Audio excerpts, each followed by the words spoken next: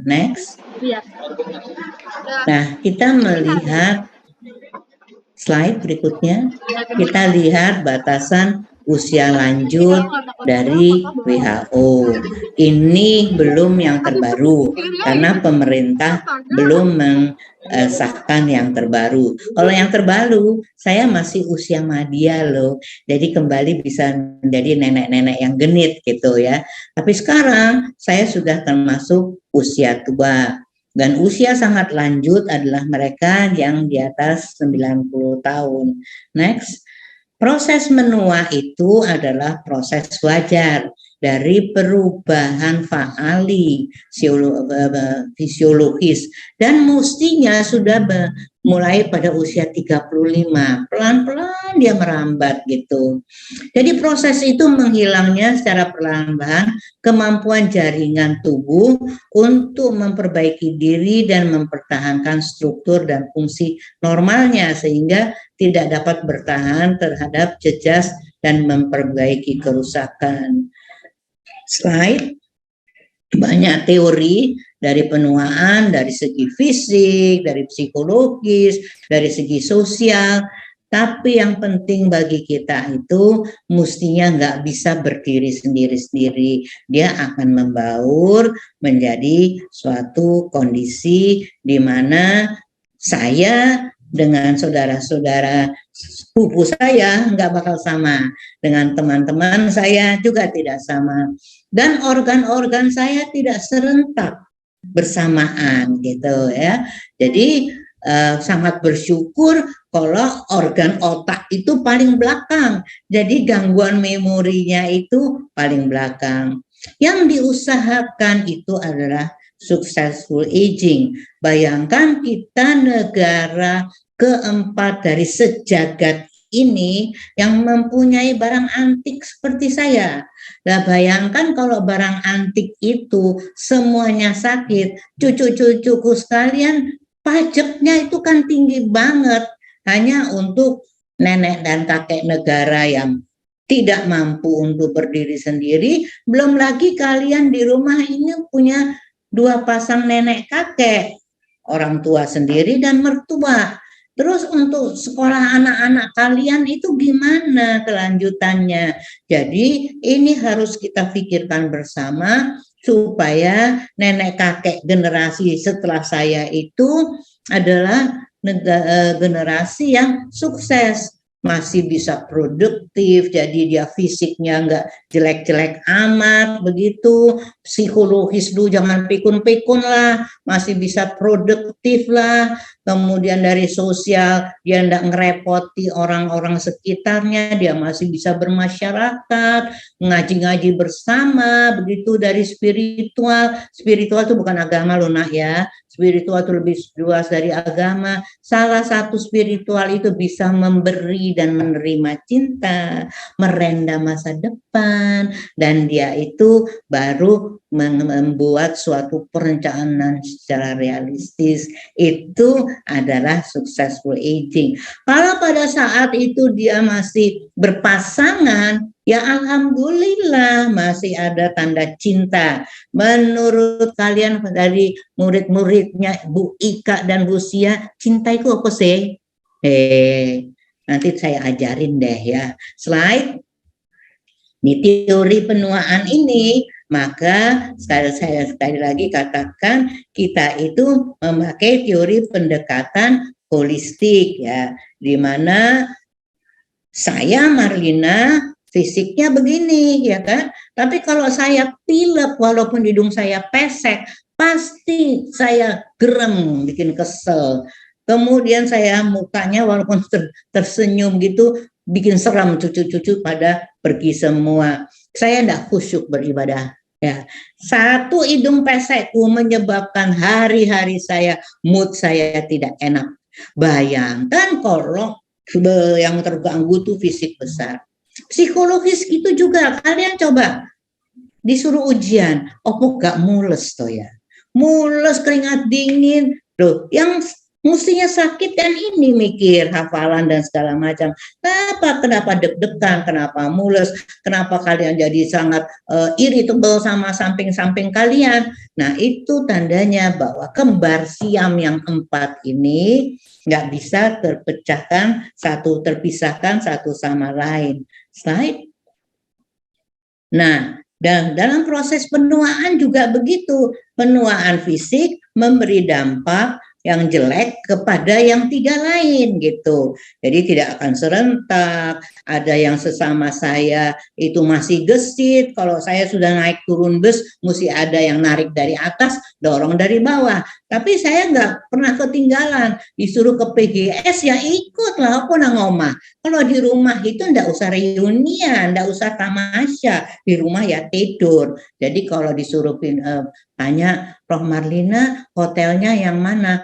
Hotelnya yang bisa dipakai tidur, karena selama tidak tidur saya jalan-jalan, yang penting itu adalah high ace-nya, pakai tangga supaya saya nggak naik, apalagi kalau sudah malam itu pakai sewek karena malam gala begitu, ya pikirkan dong. Kalau tempat tidur pokoknya nggak ada kutu busuk, saya tidur gitu ya. Jadi penuaan fisik pada semua orang itu tidak akan sama.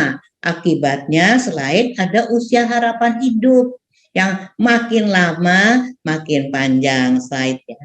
Jadi karena upaya kesehatan bagus, kondisi sosial Indonesia bagus, maka usia harapan hidup itu makin panjang. Tiap tahun tambah 2,5. Nah sekarang aja sudah 70-an gitu ya. Jadi dengan panjangnya harapan hidup, cucu-cucu saya sekarang itu juga harus lebih pinter ngemong kita yang tua-tua, yang baby-baby dimong, yang tua-tua dimong, supaya nanti sekali lagi bukan jadi beban kalian. Slide.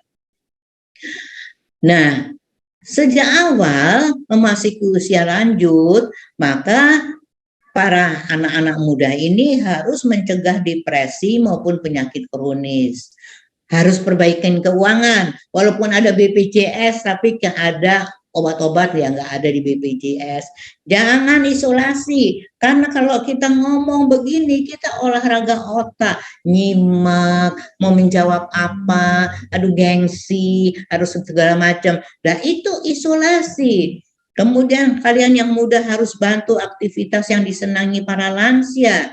Lalu mengadakan suatu tim. Nah ini yang di Indonesia masih kurang, tim-tim yang selalu mensupport usia lanjut gitu. Tapi kalian bisa memfasilitasi hubungan interpersonal ring 1.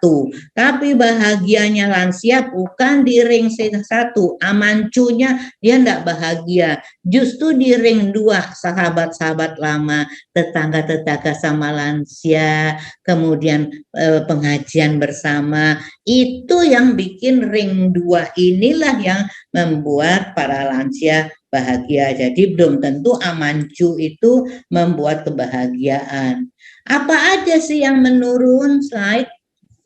Seperti saya katakan, aduh hampir semua menurun, tapi jangan sampai deh bagian yang otak ini yang menurun. Satu contoh aja, mata pasti menurun. Kayak saya ini melihat jauh aja sudah +2. Saya suka sekali pasang manik-manik, saya masih suka menjahit. Tapi sekarang ini sudah +5. Jadi maaf ya, orang Jakarta bilang, ih kacamatanya Granny kok kayak pantat botol, tuh orang Jakarta itu ngatain saya begitu. Tapi kalau saya nggak melihat begini, saya nggak lihat cucu-cucu saya yang sekarang liatin saya itu cantik-cantik, ganteng-ganteng gitu ya. Saya juga sudah mulai kurang bisa mendengar. Jadi apa itu kan ngelek-ngelek itu. Akibat saya juga gengsi bilang apa begitu. Acap kali saya mendengar sepotong-sepotong. Dan kalau ini otak kecepatan berpikir, sepotong-potong dirangkai, menjadi salah persepsi. Sudah salah orang karena mata, kemudian salah persepsi gara-gara mendengar sepotong-sepotong. Kemudian saya pun mengolahnya juga menjadi salah untuk mengucapkan sesuatu. Itulah aging yang tidak menyenangkan bagi kami-kami yang tua-tua, apalagi kalau yang muda-muda itu baperan gitu ya. Jadi kami acap kali sedih gitu. Jadi apalagi kalau kalian itu ngomong sambil pegang HP, saya kan mesti lip reading karena ini sudah mulai tuli. Yang saya lihat bibir kalian lah, kalian dingklo lihat HP. Ya gak bisa tuh lewat sambil nyaut sambil jalan. Aduh Byung, rasanya menderita banget ya. Slide. Jadi pada proses penuaan itu sekali lagi ada proses normal ya yang berjalan begitu, tidak mau tidak mau lah gangguan tidur itu sudah ada pada saya yang tadinya bisa ngorok sekarang harus mikir pelan-pelan, harus relaksasi, itu pun baru jam 11 ngantuk. Mau lihat sinetron yang drama nanti ikut nangis, mau lihat ketawa itu endorfinku malah muncul, kadang-kadang nggak tahu apa yang harus saya lakukan. Kalau patologis, ya sudah penyakit kronis dan penuaan itu menyebabkan kerusakan. Tadi jam 8 pagi saya dijemput untuk teman seangkatan saya kedokteran yang keluarganya mengatakan, saya nggak bisa masuk kamarnya, Prof. Loh emang kenapa? Masuk aja nggak bisa karena penuh dengan barang. Jadi teman saya itu kenapa nak? Dia mengalami suatu hoarding. Jadi otak bagian bawahnya itu menipis. Sehingga ada obsesi compulsive disorder. Kenapa nggak dilihat dari dulu? Ya mungkin dia pendiam.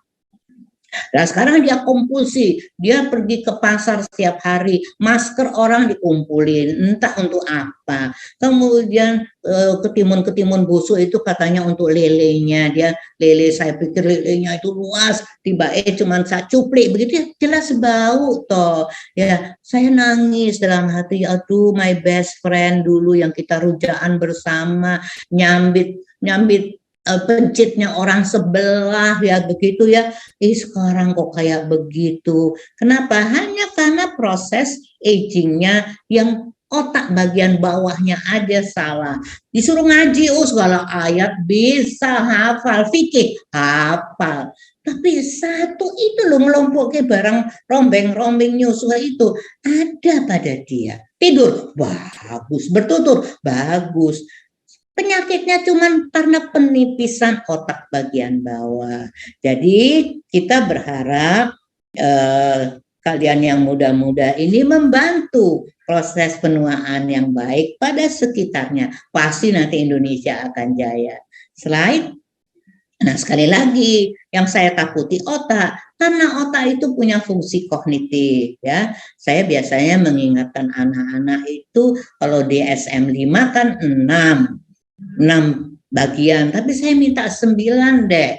9 supaya bisa melebihi seperti begini. Ini coba daya bicara, komunikasi, daya pikir, daya ingat, judgment, abstrak, rasionalisasi, ini komplit banget yang harus diperiksa pada pemeriksaan lansia dan fungsi kognitifnya jelek banget kalau ini terganggu. Lain dengan DSM 5 slide, itu ada lebih 6 domain dan ada tes-tesnya sendiri dan tidak usah sulit-sulit deh. Biasanya dengan kita OPS1 sama ya, psikiatri dan psikologi OPS1, observasi wawancara, kita bisa memeriksa 6 ini dalam waktu setengah jam aja mestinya bisa, kecuali pengen lihat memori pendek, sedang dan panjang, mau tidak mau lebih dari 1 jam.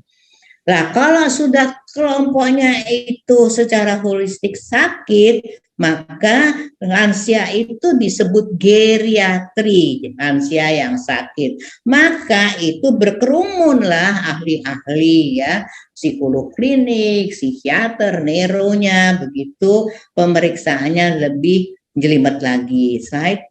Karena semuanya akan turun tangan, campur tangan, tapi biasanya keputusan itu diambil bersama-sama. Nggak boleh ada orang yang lebih sombong di dalam tim itu. Semua sama penting, sama hebat. Sehingga biasanya karakteristik masalah medis pada lansia cepat bisa ditangani. Nah, itu fisik ya.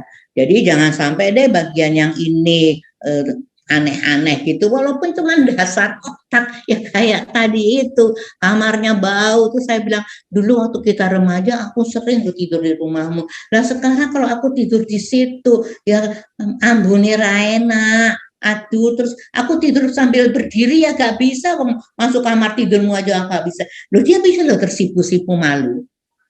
Tapi saya nggak tahu apa dia nanti bersihkan itu sampah-sampah. Jangan sampai ya, jangan sampai begitu ya. Baik, slide berikutnya bagaimana dengan proses penuaan psikologis. Anak-anakku sekalian, tidak semua siap jadi tua. Kalau siap jadi tua itu kenapa kok ada sindroma-sindroma di masyarakat? Apa saja, ayo? Post power syndrome, emptiness syndrome, midlife crisis, itu semua karena para menuju usia lanjut, para madya ini nggak siap jadi tua, apalagi nggak siap mati. Waduh, nanti kalau belajar di end of life care rasanya kayak main yoyo, sudah bagus dia maju, mundur lagi, pengen hidup lagi, begitu ya. Nah, biasanya kita ikut Freud yang mengatakan orang yang tidak siap jadi tua itu, katanya Freud, Bapak Freud kita, loss of love object. Saya rasa saya juga begitu. Saya seorang yang dinamis. Pagi sudah periksa orang di Jakarta, siang sudah makan-makan, malamnya saya sudah dinner di Bandung, besoknya saya sudah di mana. Oh, I have a happy life zaman dulu. Jadi kadang-kadang kalau kepengen lihat begitu, saya merasa minder, nelongso. Terus saya nakut-nakuti.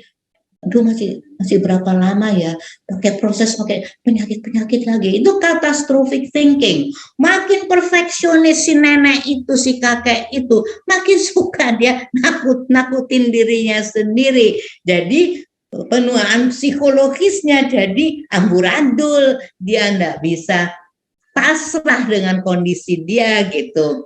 Lain halnya kalau dia mature personality, dia accept semua, dia masih bisa bertahan dengan sudah capek kerja, tanya aja itu Mbak Ika, sudah capek kerja, masa saya nggak boleh punya tas? Saya nggak perlu Hermes, yang penting tas yang kayak saya minta dari Mbak Ika dibeliin itu yang tas Batavia dari restoran Batavia. Ngapain saya punya tas Hermes setelah hutang cicilan dan isinya cuma 1 juta, karena 1 juta aja untuk pensiunan 4,5 juta sebulan juga repot ya. Mendingan tas belaco yang gaya-gaya, tas jerami isinya 4 juta kalau saya. Ngapain utang hanya untuk tas. Nah, gitu. Jadi ada proses-proses di mana orang tua itu makin tambah aneh-aneh ya. Lipstiknya sampai ke sini begitu ada karena dia kompensasi love objeknya itu. Jadi dia punya belief slide. Jadi dalam proses itu slide timbullah belief gitu, di mana saya harus begini, saya harus kelihatan cantik, boy apa caranya, dan belief inilah yang membuat para nenek dan kakek ini rada aneh ya. Jadi kepribadiannya berubah. Mestinya kalian lihat loh, para psikolog, dia bukannya berubah karena utek kali, tapi karena beliefnya yang salah. Jadi kalian psikoterapi gak baik lagi toh ya, gitu ya. Jadi belief itu bisa positif, bisa negatif. Kalau positif, oh ya, aku sudah kerja begitu banyak, jadi sekarang aku menikmati hidup. Ya udah, aku naik bus, bolehlah sama teman-teman, tetapi jaraknya cuma maksimal 2 jam. Kenapa? Bolak-balik pipis. Nah, itu direncanakan dengan baik karena beliefnya itu bagus ya. Slide. Nah, pada nenek dan kakek yang tidak bisa acceptance seperti begini, maka emosi itu akan ikut campur. Dan selalu saya katakan, nah, Tuhan itu memberi neraca di dalam jiwamu, satu emosi, satu nalar kognitif. Maka kalau emosimu lagi berat, banyak timbangannya, ini kosong. Jadi perilakumu akibat nalarmu tidak baik, menjadi kamu kelihatan aneh, begitu. Jadi kalau belief kita mulai dengan nilai hidup yang bagus, budaya kita pertahankan yang baik, pendidikan kita pakai dalam kehidupan sehari-hari, kita menjaga nama keluarga besar dan segala macam, kemudian hikmah dari agama kita masukkan ke pikiran, maka kita mendapatkan nenek-nenek dan kakek-kakek yang bagus, wise, the wisdom, elderlies. Tapi kalau sudah mulai aneh-aneh yang dipikir, terjadi distorsi ya. Jadi di sini di dalam mengasuh nenek dan kakek, kalian juga harus kuat di dalam psikodinamika ya. Latar belakang orang itu seperti apa. Slide. Nah, ada kalanya saya katakan regulasi emosi ini menyebabkan kita catastrophic thinking dan mengantisipasi terhadap hal-hal negatif, menjadi aku bisa apa, aduh gimana ya, yang gitu-gitu. Dan saya kebetulan entah kenapa saya paling takut jatuh. Saya fear of fall saya tinggi. Padahal kuliah saya di psikogeriatri adalah fear of falls. Jadi saya jadi bahan ketawaan sekarang. Itu Prof. Mardina dulu ngajar kayak gitu, saya dewe-dewe ngono. Jadi ada yang nyampaikan ke saya, Prof pakai otongkat toh, Prof kalau takut, lo tambah aku gengsian, Rek. Dan pernah saya coba pakai tongkat itu jatuh ke badan saya malah. Ada lebih baik saya jalan biasa. Sekarang yang dulu pakai high heels, sekarang pakai flat shoes gitu ya.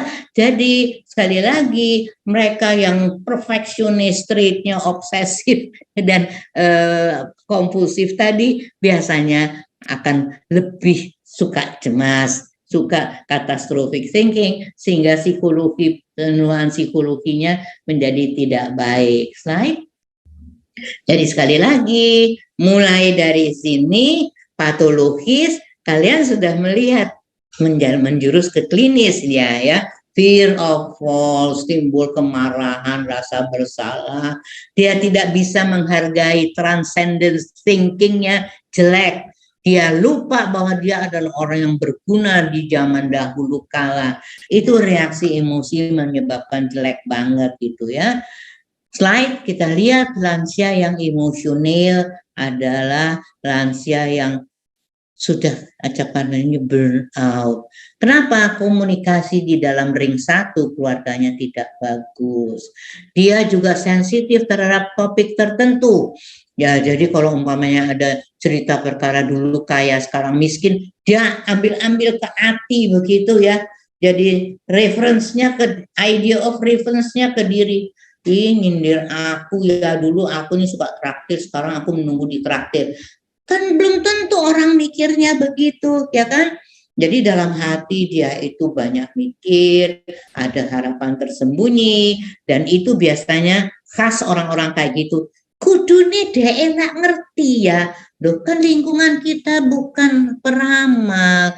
Jadi kalau kakek nenek rewel-rewel dan kudune dia ngerti, itu keharapannya tinggi, cuman biasanya tidak terselesaikan gitu ya. Jadi slide, saya paling suka anak-anak saya mengumpulkan psychological well-being-nya dari RIF. Ada berapa itu kan? Nah, itu nanti dicentang-centang kalau memeriksa para usia lanjut. Karena dari situ kelihatan, ini akibat fisik, akibat pemikirannya sendiri, beliefnya ya. RIF itu saya hobinya mengumpulkan psychological being dari RIF, dan sekarang saya minta klinik geriatri mengadakan laboratorium wellness kebugaran, jangan mikir sakit gitu ya. Nah, slide. Sekarang bagaimana dimensi sosial? Ya kayak saya lah, sudah nggak bisa lincah kemana-mana, jadi perlu support dan pendampingan. Kemudian ada hukum paradoks. Kalau kita judes sama orang, orang akan minggir. Kalau kita jahat sama orang, kita besok lagi dijahatin gitu. Jadi saya selalu bilang sama nenek-nenek, kita ini tua-tua ya. Itu namanya apa itu terapi yang rame-rame, moderatornya ikut ngobrol. Ayo, terapi kelompok. Mereka paling suka terapi kelompok. Ingat ya, Mbak Yu, Mas, kita itu kan nggak bisa angkat keranda kita sendiri kan. Mesti ada orang yang ngangkatin toh. Kalau dia itu ngangkatin kita sambil berdoa-doa supaya yang diangkat itu masuk surga, kan seneng. Supaya orang seneng gimana? Ya supaya orang seneng kita juga nyenengin dia dong ya. Jadi itu terapi kelompok. Jadilah seperti mereka supaya mereka tidak bilang kowe ngerti apa arek cilik mambu kencur ya, tapi kalian harus bisa anak-anakku, cucu-cucuku sayang, untuk bisa merawat para usia lanjut ya di gerontologi. Itu dimensi sosial. Jadi slide, kasihanilah kami para lansia karena keterbatasan kami perlu pendampingan karena daya analisis, speed of thinking, daya analisis kita sudah berkurang. Kadang-kadang untuk bicara namanya apa kalau response time-nya? RTL, response time latency ya, responsnya pelan. DOU-nya pelan pisan. Kenapa namingnya jelek? Duration of utterance gitu ya. Jadi komunikasi dengan lansia sangat penting supaya dia tidak terjadi batinisasi dan juga supaya keluarga inti lebih waspada karena adanya perubahan-perubahan sehingga bisa cepat cari penyebab dan tata laksana. Slide. Nanti ini CDR-nya, Clinical Dementia Rating Skill-nya, kalian lihat di sini, ya malas bergaul. Kenapa? Menjadi kewabalik tergantung gitu. Sehingga kadang-kadang anak orang ini diperem di dalam rumah. Karena apa? Karena anak cucunya terganggu bisa, karena pemanjaan yang biasa, sangat besar bisa. Tetapi anak-anakku sekalian, jangan lupa, mengeram orang tua itu menurut WHO adalah tindakan kriminal. Itu tindak kekerasan terhadap lansia. Nanti ada yang tidak simpati pada kalian, bisa lapor kepada polisi bahwa kalian menganiaya usia lanjut di rumah. Jadi kita ini sebagai pendamping ya harus hati-hati begitu ya di dalam mengasuh dimensi sosial penuaan lansia ini ya. Nah, kemudian slide kita lihat ring-ringnya ranah psikososial. Ring 1 adalah keluarga terdekat, kemudian ring 2 itu adalah soulmate-nya. Kalau saya angkatan 67 Fakultas Kedokteran, yang tadinya 190, ya kemarin datang cuma 40, tapi kita ke Solo rame-rame. Sudah dibilang harus pakai kaos oblong, pakai jeans karena naik turun bus, ya kan?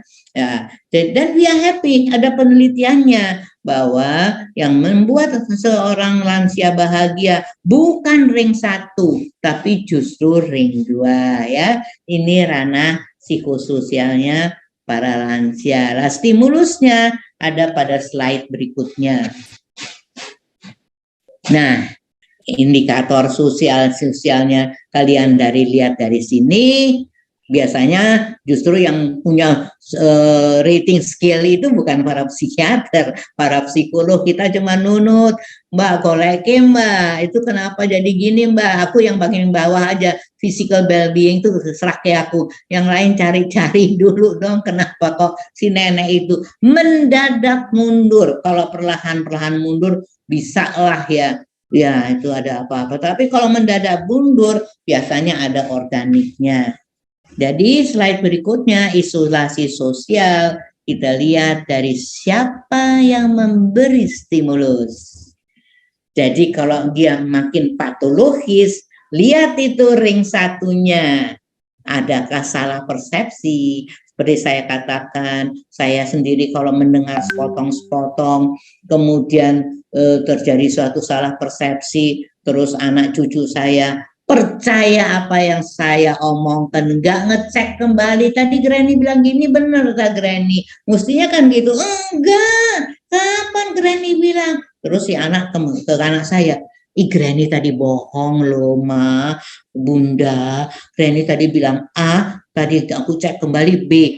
Kenapa? Karena kuping. Nah, Recording in progress. Penuaan saya tidak begitu bagus ya.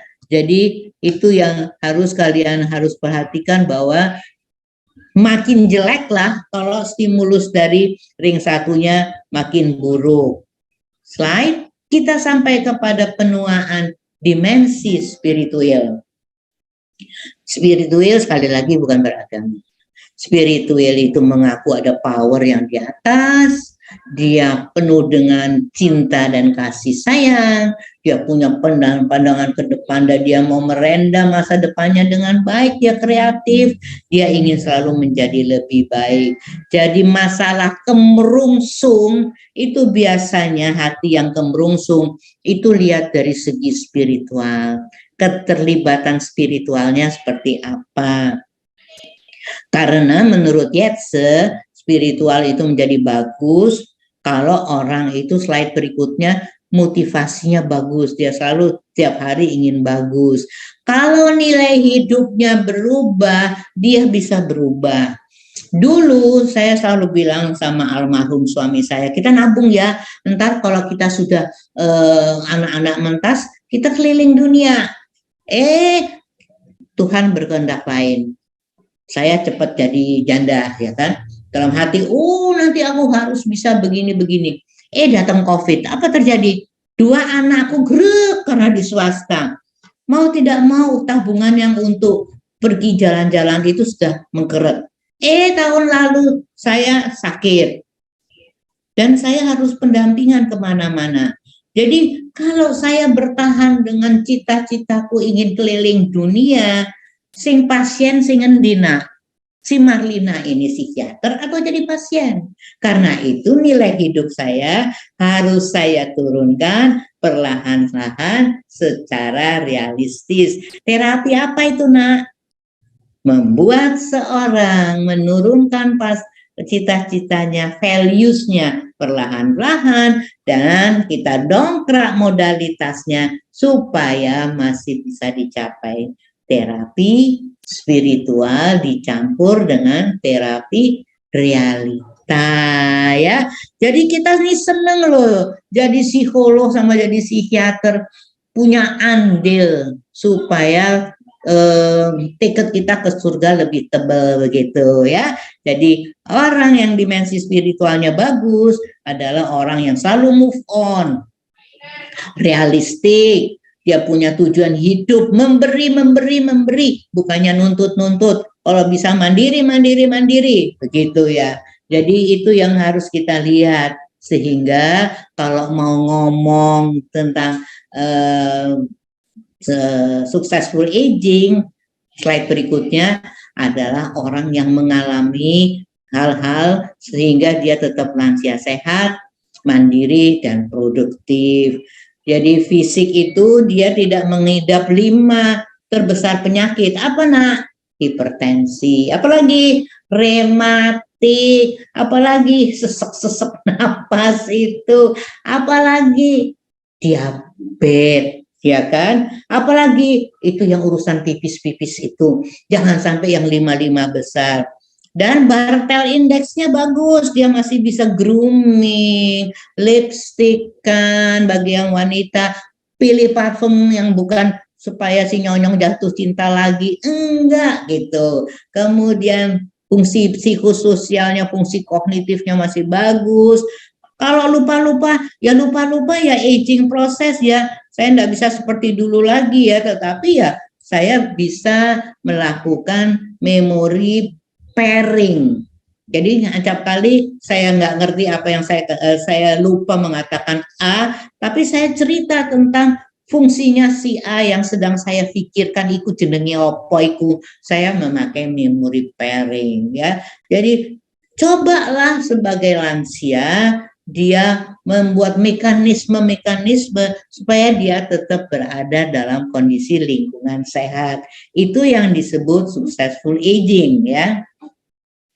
Nah, kalian melihat slide berikutnya kalau membuat catatan dari semua saya pelajari paling suka saya Puhalsi ini 2006 punya. Jadi apa yang harus ditanya dibuat di record adalah seperti begini. Jadi nggak ada yang kelewatan. Gaya hidup itu termasuk jangan suka ngutang-ngutang itu, karena sindroma geriatri ada salah satunya adalah kemiskinan. Jadi itu disebut bagaimana dia menghabiskan uangnya untuk apa. Jadi kalau kalian pakai profilnya Puhalsi ini mungkin gak kelewatan di dalam mencatat proses penuaan. Kenapa seorang penderita menjadi successful aging, kenapa penderita yang lain tidak sukses gitu. Nah dari situ kita bisa melihat kualitas hidup seseorang. Slide. Setelah kita catat profil ini, maka kita melihat kualitas hidup seseorang. Jadi kualitas hidup yang saya inginkan tidak akan sama dengan sahabat saya yang lain ya. Walaupun sama-sama dokternya, tidak sama dengan senior psikologis ya. Apalagi teman saya Prof. Sumantri yang dari Bandung itu, psikolog dari Unpad. Oh, dia masih bisa tamasya kemana-mana. Dan dia selalu bilang, Pak Mantri, pengen apa dari Surabaya? Pokoknya kirim nyam-nyam. Oh, keripik ya. Dan dia selalu minta keripik yang tertentu. He is a nice person. Jadi kualitas hidupnya menyenangkan dan masih berbulan madu sama istri kemana-mana. Haruskah saya iri? Ya berarti saya marah sama Tuhan dong kalau takdir saya beda. Yang penting kualitas hidup saya tanpa suami harus seperti apa. Itu yang kalian pikirkan dan tidak bisa harus sama satu sama lain. Berbeda-beda karena dimensi kualitas hidupnya slide berikutnya juga berbeda-beda dari dimensi fisik. Seperti saya katakan saya tidak mau pakai tongkat, tapi kalau perjalanan jauh saya pakai rollator. Gaya toh pakai kereta yang ada keranjang seolah-olah saya nenek londo yang mau belanja gitu ya. Ya semua dirubah lah sesuai dengan membuat saya happy. Kemampuan aktivitas saya masih ada ngajar, kadang-kadang saya ke Malang kemana? Kalau dulu pasti minggu-minggu Sabtu saya sudah ke sana karena ada pasar Tugu, ya kan? I feel so happy di pasar Tugu. Sekarang saya nggak tahu apa sudah ada lagi apa tidak gitu ya. Kepuasan terhadap pengobatan dulu saya nggak pakai vitamin, tapi sekarang saya terpaksa harus minum obat pakai obat otak pula ya. Orientasi masa depan saya bagaimana, bahkan sampai saya di apartemen 2x1 saya selalu bilang sama anak-anak, mama pokoknya jenazahnya jangan dikasih batik yang ada binatangnya. Jadi saya beli satu lusin batik teruntung. Aduh mama nih ngapain sih mikir, loh kalau orang lansia sehat penuaannya bagus dia akan mikir ke apartemen 2x1 plus dia akan memikirkan setelah itu gimana anak cucuku gitu ya. Nah, apa nenek-nenek itu masih mikir kehidupan seksual? Loh, apa orang?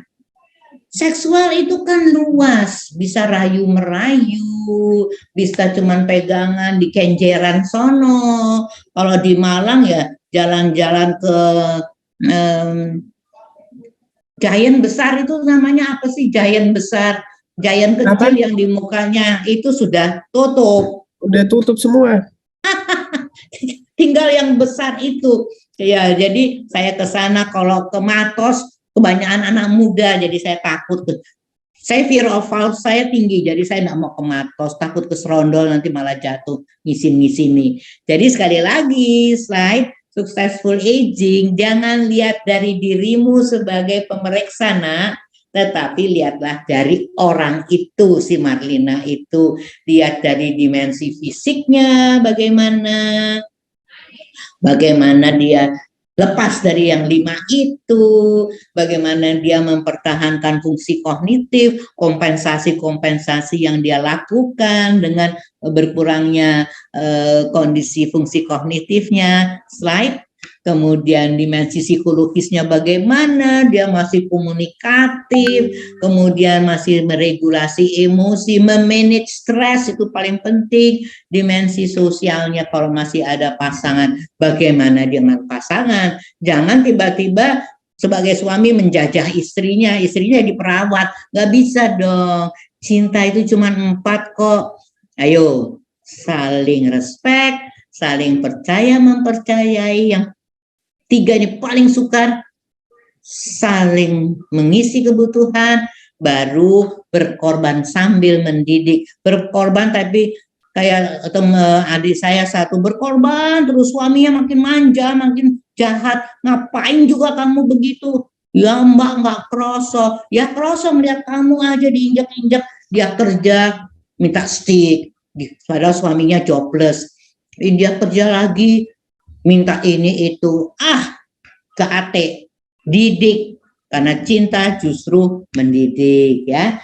Jadi kemudian si successful aging itu juga punya dimensi spiritual, slide, di mana kita harus meningkatkan rasa kasih sayang juga pada diri sendiri, jangan catastrophic thinking. Ingat juga bahwa kita pernah berjasa loh dulu, kemudian menurunkan cita-cita, spiritual terapi, self healingnya itu bagus, self spiritualnya bagus, tapi sekali-sekali juga jangan lupa self appraisal. Cintai dirimu sendiri, menata nilai hidup agar merasa damai sejahtera.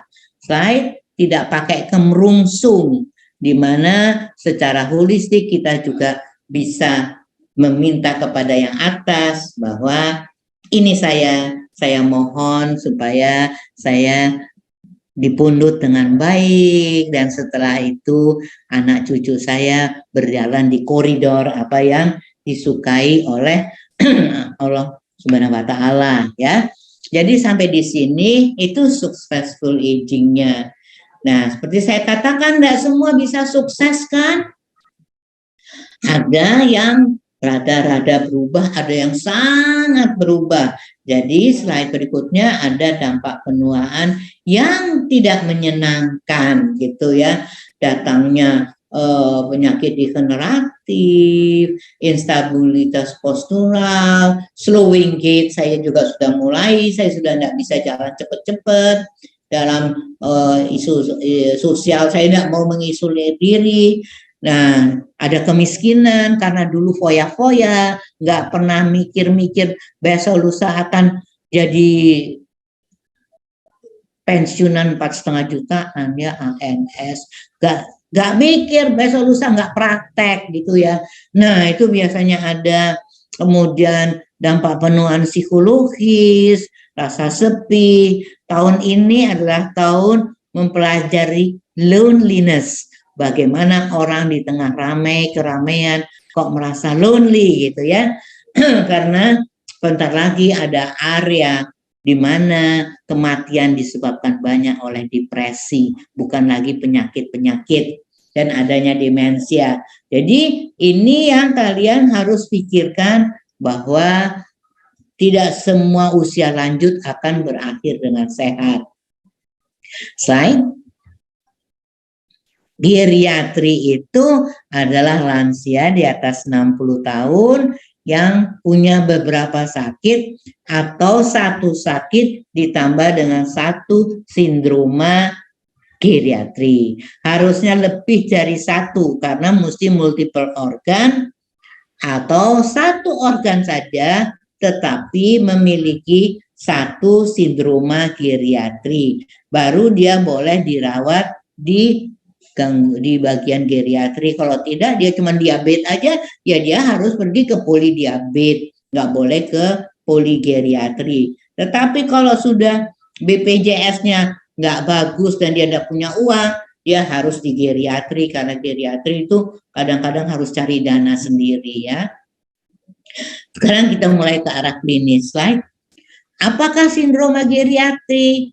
Sindroma geriatri itu banyak dijumpai tanpa acap kali kita perhatikan dan baik, terabaikan, sehingga mestinya diperiksa rame-rame oleh psikolog dengan dokter-dokter badan ini menjadi comprehensive geriatric assessment, namanya CGA. Jadi kalau rumah sakit Saiful Anwar, dia sudah punya CGA-nya. Nanti siapa kakak kalian di sana itu sekali-sekali minta belajar klinisnya di situ. Slide. Nah, ini sindroma geriatrinya ya. Jadi ada 14I. Ya, bayangkan kalau kebetulan yang nomor 11 poverty, gara-gara dulu suka foya-foya, sekarang tidak mempunyai dana untuk usia lanjut. Jadi kalian yang muda-muda itu sekali-sekali kalau memeriksa geriatri harus diselipkan oma opa harus punya dana loh nanti di usia lanjut gitu. Jangan nakut-nakutin dengan nanti kalau sakit gimana, enggak, supaya nanti menikmati hidup di usia lanjut begitu kan ya. Jadi semangatnya untuk menabung itu sangat besar ya. Siapa yang tahu bakal akan terjadi COVID sehingga mengurangi dompetku yang tebal menjadi tipis ya. Nah itu harus kita pikirkan. Slide. Sekali lagi di dalam kondisi lansia dan akhir hayat, ini gangguan psikologis atau psikiatris nggak bisa dibedakan sehingga kita memerlukan kerjasama. Slide. Karena coba kita lihat kalau kita mau ribut, psikolognya itu kemana? Dia mikirkan sehatnya sampai sakit, kemudian psikiaternya dari ngambil porsinya psikolog sampai sakit apa enggak bisa, enggak ada batasnya, kita tumpang tindih karena kita berdua ini, dua profesi ini menjadi satu karena terkaitan dengan neurobiologis. Seperti saya katakan, mau di tes apapun, kalau neurobiologisnya juga terganggu, menjadi tidak benar, jadi false positif atau false negatif. Sehingga perlu kerjasama tim interdisiplin dalam perawatan lansia ini. Kita lihat dengan topik pertama, depresi pada lansia. Tadi saya sudah bilang slide bahwa saya penganut Freudian juga, di mana loss of love object pada lansia itu menyebabkan depresi. Dan sialnya lagi pada lansia itu jarang orang itu langsung nangis begitu, enggak. Biasanya malah yang kelihatan irritable emosinya. Bukan depresinya yang mewek-mewek begitu, enggak. Gampang marahnya atau dia mengisolir dirinya, dan kebanyakan lebih dari 70% selalu keluhannya itu nyeri. Ada aja sakitnya. Kalau sakitnya ada, 1 tambah 1 jadi 10. Karena keluhannya menjadi sangat banyak. Depresi pada lansia slide sangat bervariasi. Sehingga perlu komunikasi dengan dokter yang merawat. Kalau kita mau lihat psikodinamikanya, loss of love object, apanya yang disayangi? Orangnya atau mungkin harga dirinya? Perlu anamnesa yang sangat akurat, pelan-pelan. Jadi kalau kalian nanyain saya sudah lip reading, dan kalau terlalu cepat begini, saya nggak bisa menyangkap. Nah, speed of thinking saya sudah sangat lambat, sehingga saya ngeliatin, ngomong apa sih? Akhirnya aku metu, ya kan? Drop out lah si lansia dari pemeriksaan kalian, gitu ya. Jadi kalau perjalanan lanjut usia tidak diterapi sering berakibat fatal, dan yang biasanya kena masalah hukum itu kita-kita yang pemeriksa. Slide. Depresi ini satu contohnya secara holistik menyertakan 4-4-nya. Jadi Dimensi fisik pada depresi itu yang paling sering adalah nyeri, terus gangguan tidur. Ada dua macam kepribadian. Yang satu, karena dia obsesi, dia makin banyak makan kalau marah. Kalau lagi sedih, rasanya pengen tak kerau, tak krokoti. Jadi dia makan, orang sedih makin kurus, dia makin gemuk gitu ya. Atau dia menghilangkan kesedihannya dengan banyak makan, bisa gitu. Kemudian ada orang yang sangat produktif lagi sedih gitu ya. Jadi biasanya depresi pada usia lanjut itu terabaikan atau tidak tersamarkan sehingga biasanya datangnya dalam penelantaran diri atau severe depression. Right? Kenapa sih keluhan nyeri paling banyak? Karena nyeri itu sangat subjektif. Khas itu biasanya mulai dengan tight cap fenomen, berarti campurannya depresi dengan cemas. Jadi kalau pakai otot tegang itu biasanya awalnya ada cemasnya gitu ya. Dan orang-orang yang pendidikan londo zaman dulu dia tidak akan bilang terus terang. Tetapi kita harus tahu bahwa nyeri itu adalah kumpulan subjektif dari nyeri psikologi, sosial, spiritual, nyeri finansial, dan nyeri birokrasi gitu ya, seperti tadi pendekatan holistik. Nah, terbanyak juga yang kedua adalah gangguan tidur. Slide berikutnya kita melihat ada model kayak saya, karena saya agak obsesif, saya adalah insomnia awal. Jadi anak-anak muda sekali thinking gitu. Ada kalanya saya nggak bisa konsentrasi, saya hang banget gitu ya, nggak bisa keluar. Kemudian ada insomnia tengah, mimpi-mimpi buruk, ada insomnia akhir. Jadi dia tidurnya nyenyak, tapi jam 1 terbangun, ketip, satpam memukul-mukul tiang listrik dia dengar, kan tambah kesel ya kan, tambah kesel sehingga malah nggak bisa tidur dan besoknya lemas gitu. Slide berikutnya, depresi juga dari segi fisik menyebabkan gangguan makan seperti saya katakan dan juga gangguan motorik gitu. Nah, dimensi psikologisnya bagaimana? Slide. Agak berbeda dengan usia muda yang di kotak ini, biasanya anak muda. Tapi pada dimensi psikologisnya orang tua, justru yang kelihatan bukan emosi sedihnya, tapi emosi-emosi yang lain, cemasnya lah, kebanyakan irritable, marahnya begitu ya. Rasa helpless dan hopeless jarang kami-kami yang tua ini mencetuskannya keluar, sehingga acap kali pemeriksa yang muda-muda itu terkecoh ya. Slide. Dimensi psikologis yang lain pada depresi ini adalah kita tidak bisa menalar dengan baik. Jadi sekali lagi, lihat dulu sustain attention-nya. Berapa lama dia bisa bertahan untuk berwawancara dengan kalian yang muda-muda, karena akan mengganggu konsentrasi, kemudian daya ingat berkurang, terjadi discounting. Discounting itu kayak apa? Dia hanya mau lihat apa yang dia lihat, sehingga acap kali kita jadi ribut. Dalam hal itu kita mundur, melakukan agreeing to disagree. Iya Nek, iya. Yang penting bagi saya nenek itu jadi sehat deh. Ya, kita terminasi daripada dia tambah sedih gara-gara kita wawancara, kan lebih baik terminasi, lain kali sesi berikutnya kalian panggil lagi. Kenapa saya wanti-wanti ini? Karena depresi ini mematikan pada usia lanjut. Slide berikutnya coba kita lihat bahwa depresi pada usia lanjut itu seperti memutar mur ke dalam dinding.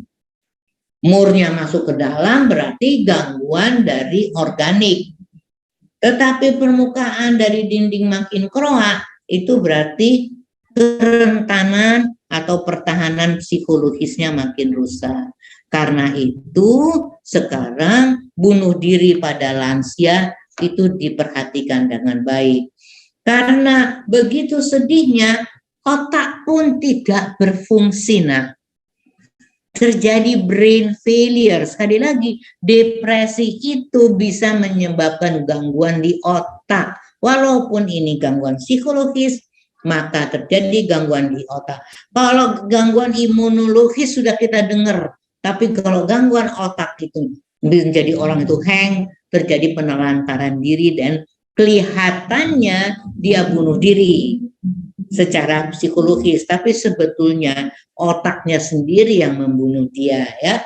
Jadi depresi pada usia lanjut itu sangat mengerikan. Kembali kita perhatikan di dalam klinik psikologi.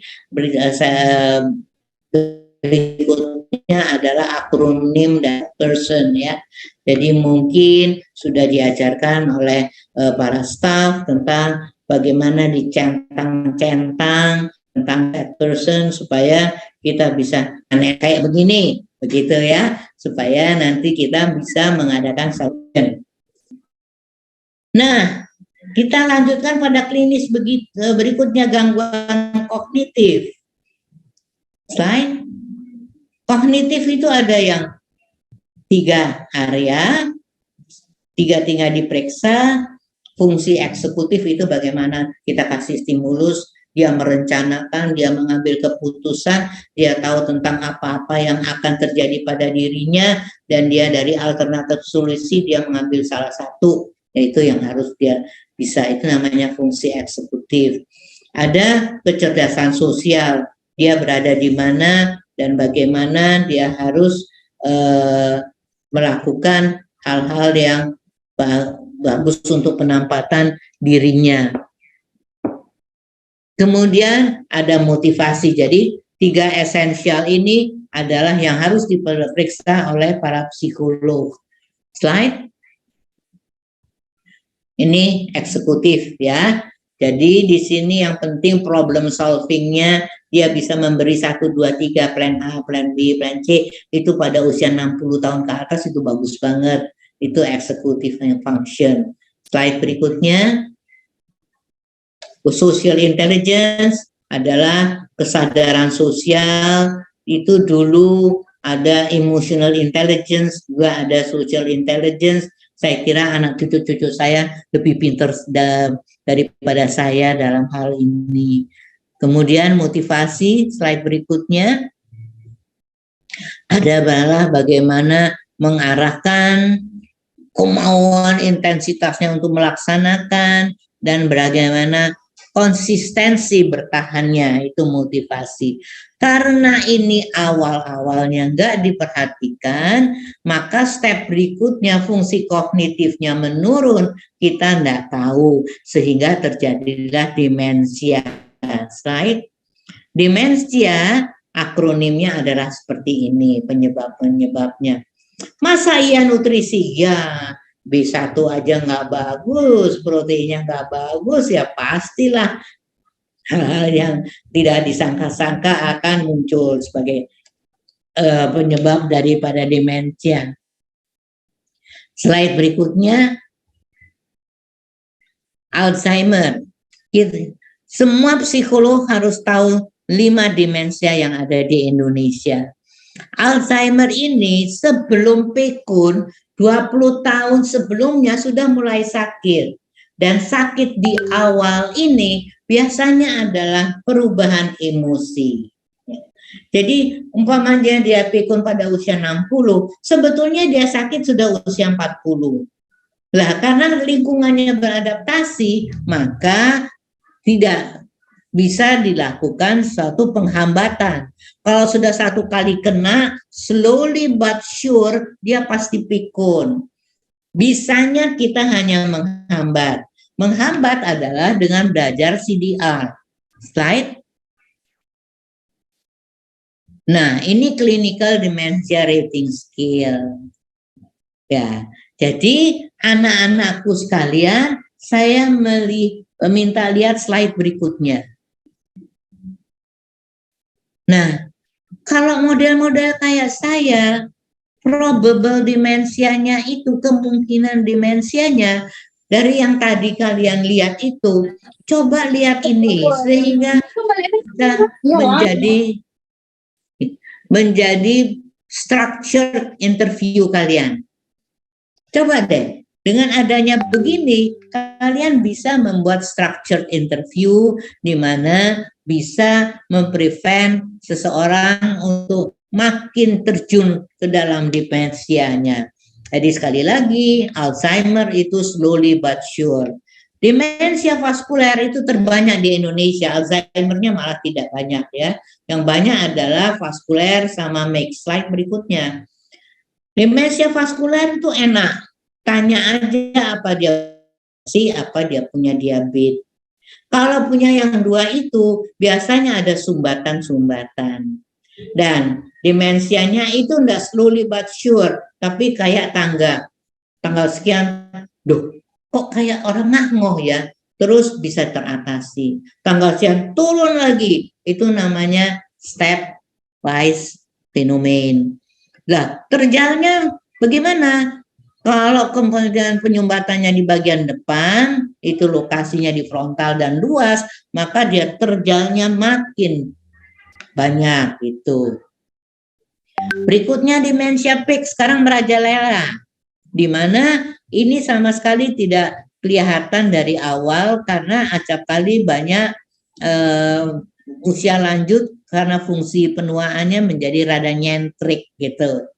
Dan demensia peak ini frontotemporal memang menyebabkan orang itu agak-agak rodok-rodok nyentrik itu ya. Tapi kalau sudah kejadian ya gimana ya? Ya biasanya kami dokter ini yang biasanya disalah-salahkan. Si demensia ini punya saudara kembar. Slide berikutnya namanya BPSD. Acap kali pekunnya enggak kelihatan, ini jalan duluan. Kayak teman saya tadi, dia enggak pikun, tetapi dia mempunyai perilaku suka nyusuh, ya. Jadi dia bangsa yang behavioral dulu, terus lama-lama dia mempunyai waham. Karena kalau saya enggak ambil, saya nanti jatuh miskin. Kalau saya enggak ambil, saya kadang-kadang perlu, begitu ya kan?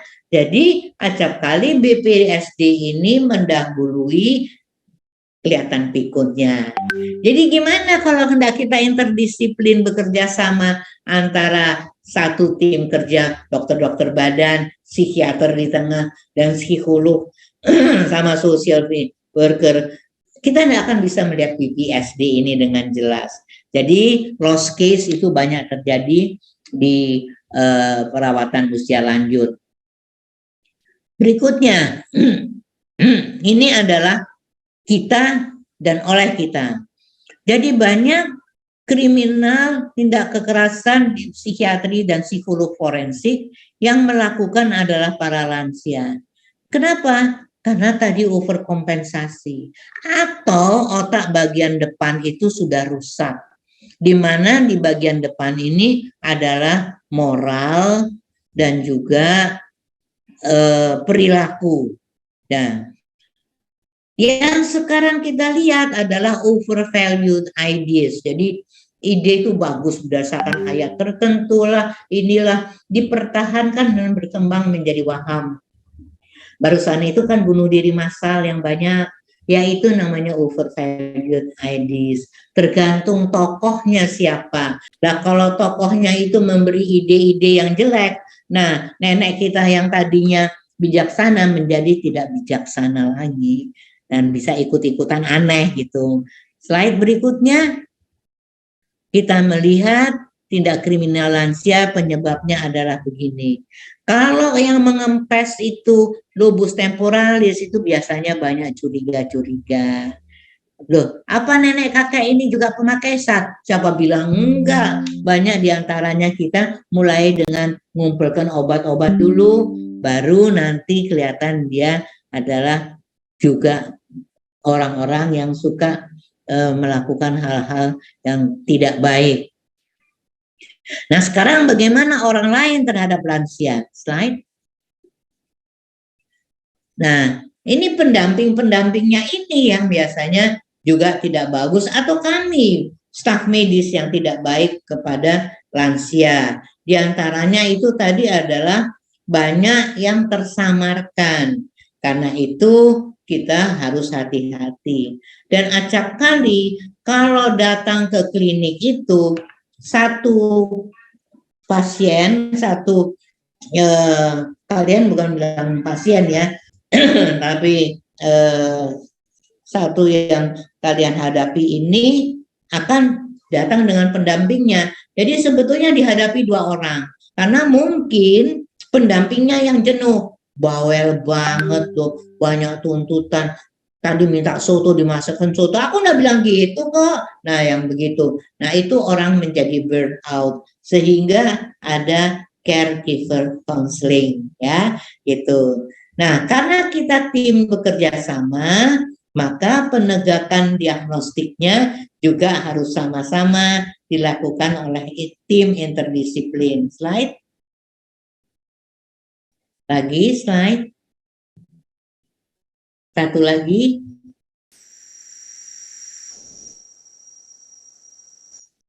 Nah, ini tadi saya komprehensif geriatrik assessment harus berada di sana bersama-sama mendiskusikan, sehingga harus sabar dan telaten gitu ya. Dan kebanyakan sekarang yang lagi mode adalah pemeriksaan kompetensi dari lansia. Kenapa? Kita sudah beralih ke mindset sakit, ke mindset bugar, supaya para mitos-mitos bahwa lansia itu pasti sakit itu bisa kita kurangi. Slide berikutnya. CGR seperti saya katakan. Berikutnya asesmennya bagaimana? Slide. Nah, kompetensi adalah seperti begitu, sehingga asesmennya juga secara holistik. Slide. Diagnostiknya harus secara akurat. Sekali lagi kita lihat di sini, boleh pakai DSM-5, pakai mood chart, tapi saya paling suka pakai 9 hacker yang seperti saya katakan